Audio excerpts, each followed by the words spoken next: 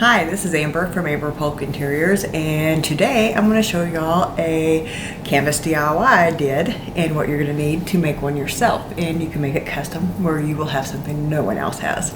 So I was on Pinterest and I saw this picture, and I'll leave the link below so you can get to it for the sources.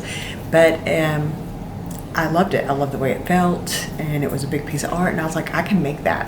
And even though on that one, I believe it was a rug or some sort of fabric that was on it. So this is my take on it and what I did. I got a drop cloth and I cut it in half because there's usually a seam down the middle of a drop cloth. So I cut it straight down the middle, so it was really long, and I decided to go buy a stamp, which this one's dirty now, but this is what it looks like.